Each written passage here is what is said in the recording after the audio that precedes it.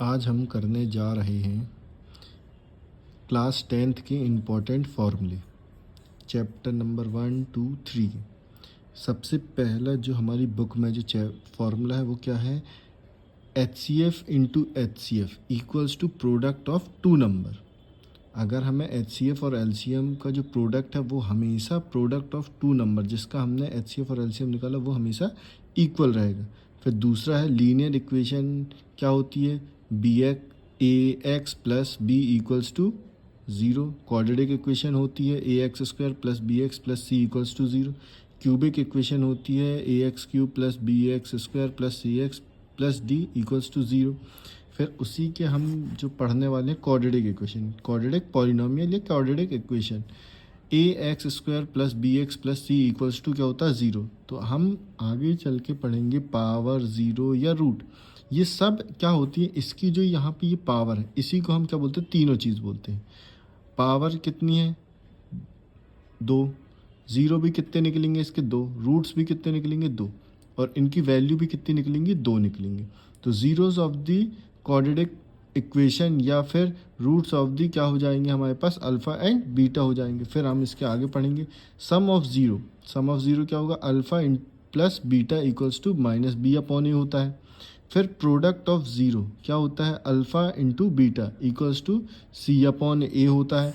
फिर उसके आगे अगर हमें क्या करना है, क्वाड्रेटिक इक्वेशन निकालनी है जिसमें हमें अल्फ़ा और बीटा दिया हुआ है, तो उसमें हम क्या लिखेंगे, formula x² plus alpha plus beta x plus alpha into beta equals to 0।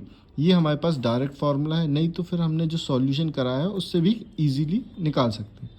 फिर आते हैं चैप्टर नंबर 3 में, जिसमें बोला है लीनियर इक्वेशन। तो लीनियर इक्वेशन क्या होती है, AX plus BY plus C1। तो क्या हो जाएगा, ये हमारी लीनियर इक्वेशन जिसमें पावर सबकी क्या है, 1। लेकिन हमें क्या पढ़ना, पेयर मतलब 2। तो इसीलिए हमारे पास क्या है, एक ये वाली है और एक दूसरी ये वाली है। तो A1X plus B1Y plus C1 equals to 0 है। वैसे ही A2X plus B2Y plus C2 equals to 0 है।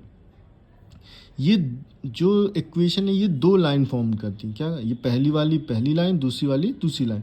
अगर वो 2 लाइन जो है वो क्या करेंगे, आपस में एक दूसरे को इंटरसेक्ट करेंगी तो हमारे पास क्या होगा, A1 upon A2 not equals to B1 upon B2। उसको हम क्या बोलेंगे, इंटरसेक्टिंग लाइन, या फिर यूनिक और वन सॉल्यूशन, क्या बोलेंगे, यूनिक या फिर वन सॉल्यूशन बोलेंगे।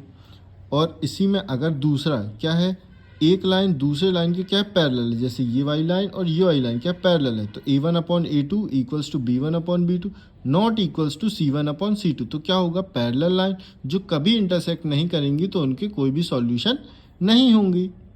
ठीक है, अब लास्ट है जो हमारा क्या है, तीसरा, क्या है हमारा तीसरा, जिसमें लिखा हुआ A1 upon A2 equals to B1 upon B2 equals to C1 upon C2, जिसको हमको बोलते हैं कोसेंट्रिक लाइन।